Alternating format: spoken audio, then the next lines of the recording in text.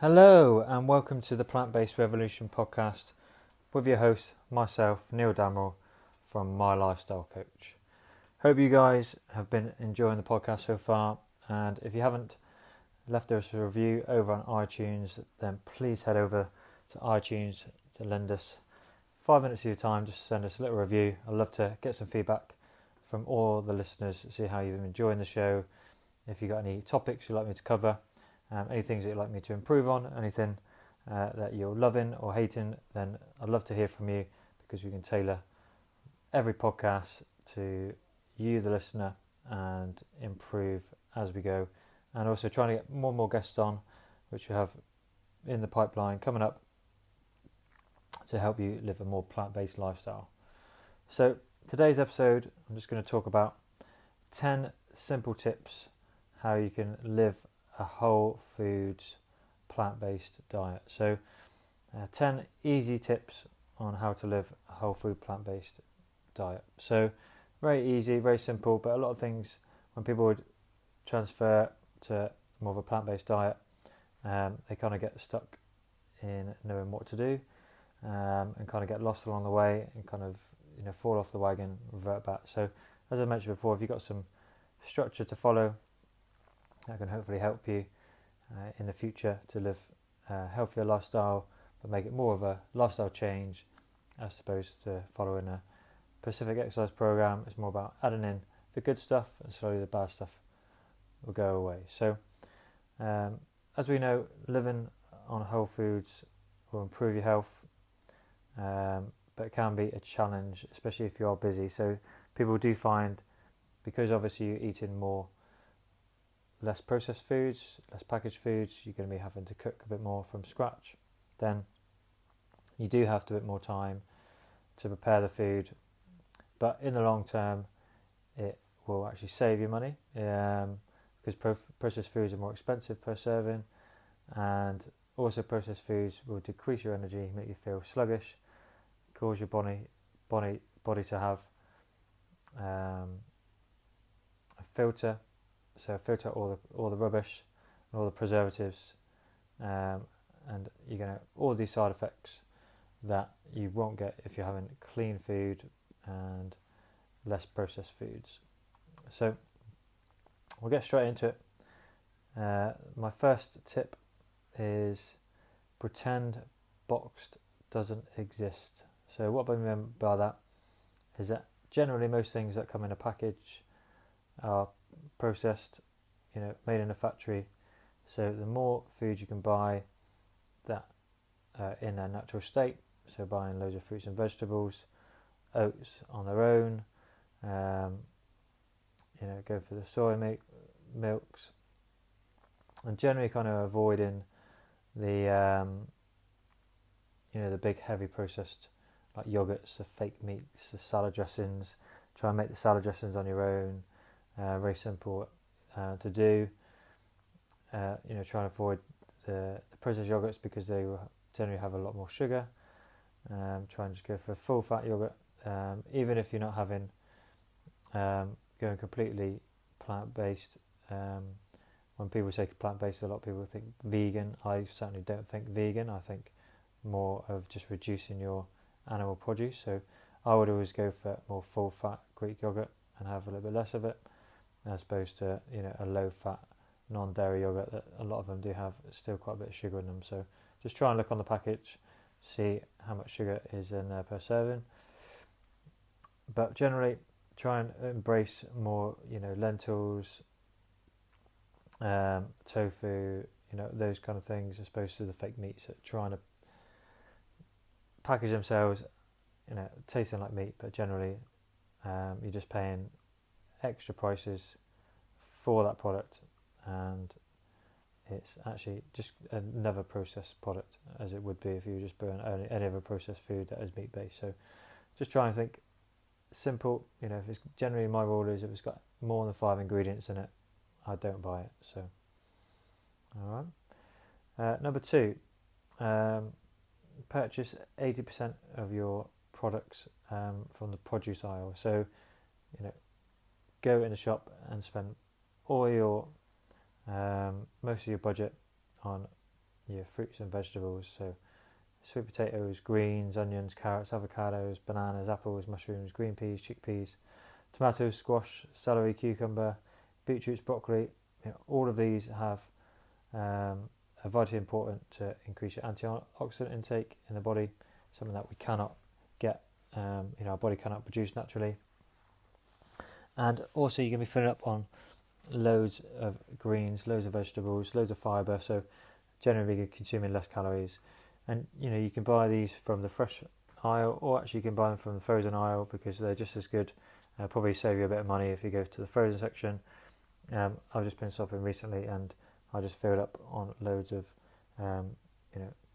sweet potato, butternut squash, parsnips, carrots, broccoli, and I did have a bit of chicken today, so I'm going to have roast up a chicken, but generally it's going to be all a load of vegetables with it, so trying to really bulk up my meals. And as I said before, and I've said many times, half your plate of vegetables every meal if you can.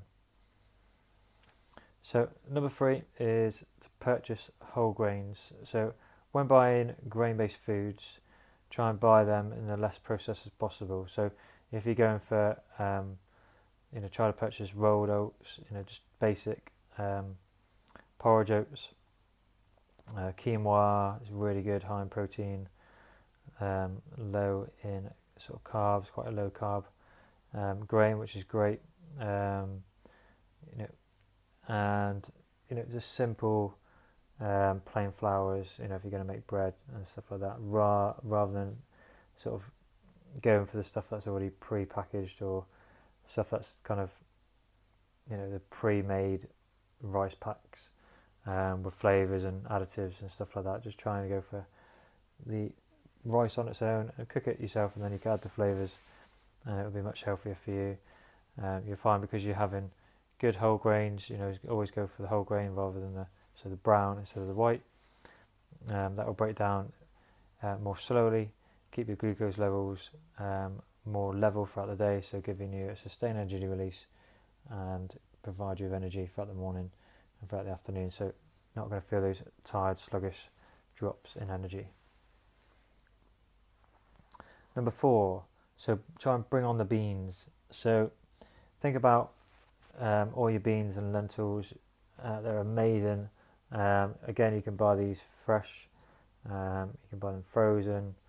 I tend to buy mine just in the cans because it saves me time. It's still very, very cheap, rather than just buying big bulks of it and having to cook them up. I find it's easier just to keep on top of things, so I'm not wasting food. So having a canned food is much better for me. So go for your beans, legumes. They're full of protein, loads of fibre, contain good sources of B vitamins, potassium and iron. So really, really good sources that you should incorporate into your diet. If you're having a salad, try and bulk out your salad with some good beans, added protein there. Even if you do have a bit of meat with your salad, adding those extra beans will be a great source of added fibre and protein in your diet that you're not really going to get from, especially fibre from your chicken or if you're having a meat within your salad. So it's a real good added alternatives, and they're also going to fill you up and help you lose weight, since they're not going to leave you hungry. As we said before, you're not going to feel that you need a snack in the afternoon. You're going to be very satisfied. So just go for all the beans as much as you can. Just be wary on some of the packets that they are in water and not salted water, just to try and reduce the salt intake, because a lot of them tend to have some preservatives, quite high in salt. If they do, you can't get anything that's an alternative, try and maybe give them a rinse first, just to try and brush off some of the salt as well. So number 5, think about how you can cut down on your sugar. So especially the refined sugar is the things that you want to avoid. So just watch out for sugar that may sneak into your sort of non-dairy milk. So if you're going to go for soy milk, always go for your unsweetened rather than your sweetened, because all these added sugars that you may get from those non-dairy milks, condiments are a big thing to watch out for. So your salsas, hot sauces, or your packaged pasta sauces tend to have a lot of salt and sugar, so just be looking and be wary of the ingredients, and if you can, try and maybe make them on your own. Very simple recipes to do that out there, which I'm sure you can find online. And it'll just help you kind of cut down on those added sugars that generally we're unaware of. So we're always aware if we're consuming too much sugar through, a lot of sweet foods, but I think it's the hidden sugars that you're probably unconsciously aware of, so such as that's in your milk, so as your packaged processed sauces, etc., that you need to just be more mindful of when you're purchasing them. So just have a brief look on the ingredients before you do that, just to help you provide with a healthier option when you're purchasing those kind of things. Number 6 would be to choose fruit as a snack. So I mentioned to everybody, it's a simple swap. Having instead of a chocolate bar, have an apple or banana, some berries. Great ways of adding in more of your fibre a day. So it's going to help you get more of your fibre a day in throughout your day, and just definitely a healthier food swap in general, rather than having high in fat and sugar if you're going to have a chocolate bar or a few biscuits in the afternoon. So another good snack, this is number 7, it's kind of just on your veggies really. So maybe take some celery sticks, carrots, cucumber chunks, dip them in hummus, perfect as a lunchtime option, or definitely a snack mid-afternoon instead of the fruit. Provides the body with loads of vitamins and minerals, high in water and fibre, so it can fill you up between meals if you don't like too much fruit. So, and I always tend to highlight that you need to be consuming out of 5 a day, 3 portions of vegetables, 1 portion of so 2 portions of fruit, and you want to make sure that these are varieties as well. So you can't just have 5 apples and say you've had your 5 a day. You need to have 5 different varieties of fruit and veg, basically, to make sure that you're getting a good spectrum of nutrients in your diet on a daily basis. So another thing when you're transferring to more of a plant-based diet is to focus on progress, not perfection. So it's important that that's why I highlight more of a plant-based diet. If you are consuming a bit of meat, it's fine. I still consume meat, as I've said. I bought some today, but generally, if you can make one meal of your day completely vegan or vegetarian, I try and make my salad. My breakfast is generally vegan, and the salad for lunch is going to be generally vegan, beans and pulses, those kind of things. And over time, you'll find that you'll get used to it. But like anything, if you're going to try and change everything overnight, it never really works, because you've ingrained those habits over many years. So it's going to take many years just to adapt to a new way of living. So, focus on how you can progress. 1 month at a time, 1 year at a time. And if you're making slow improvements, those improvements are more likely that you're going to maintain those long term, as opposed to falling off the wagon and reverting back to your old ways very quickly if you were trying to be perfect in how you consume your new way of eating, basically. It brings us on to number 9. So number 9, always make a list. So how many times have you gone to the supermarket? I know I have, with a list in my head, not written down, and I've forgotten what I went in there to get in the first place. And also think about the list will help you budget a lot better as well. So you're not going to have necessarily impulse buys in the supermarket, pick up stuff you don't actually need just because they're on offer or you feel like you need them, and just help you meal plan a bit better. So thinking about in your head, or trying before you go shopping, to make sure that you know what kind of meals you're going to be making that week, for lunch and dinner, for breakfast, for example, and it'll just help you sort of reduce your food waste as well. Just buy what you need for that week, cook it all up, and then you can start again at the end of that week, beginning of the next, rather than thinking you're going to buy enough and you might want this, might want that bit. In truth, you not use it all up. So try and make a list, and that will help definitely you to budget, reduce your food waste, and also provide you with less chance of impulse buying when you're at the supermarket as well. And number 10 is make time for food prep. So it kind of goes on from making a list. I always make sure if I'm cooking, I'll just make up more than I'll require every time I cook. So I'm spending maybe 1 or 2 days cooking, maybe of an evening, a couple of days a week. So tonight, for example, I'll be roasting up loads of veg. I'm going to have some chicken, but I'm going to make it all so I've got all my chicken ready to go for the whole week. That's going to be my dinner, but that's going to be with a load of vegetables, and also those roasted vegetables will go into the salad that I'll be having from lunch. So my salad is more of a bean salad, and then in the evening a bit of low carb chicken and some vegetables. But by roasting up as much as I can, I've got enough to last me 2 or 3 days. So it takes me 2 minutes to make my lunch or my dinner, after just spending maybe 1 day cooking. So the more you can spend on your meal prep, it might feel like a bit of an arduous task just doing it for 1 day, but honestly it will save you loads and loads of time. Just try and think ahead. If you're making a chili, which I do very often, that's my meal for the whole week. Or if you want a bit of variety, you can just make enough and you can just freeze them. So if you are getting in late from work, as I do many times, I can go to the gym, come home, put that in the microwave for 5 minutes and my tea's done. So don't have to spend thinking I'm knackered from a long day. I've got to spend another hour cooking before I eat anything, because 9 times out of 10 you're going to just reach for whatever's easy.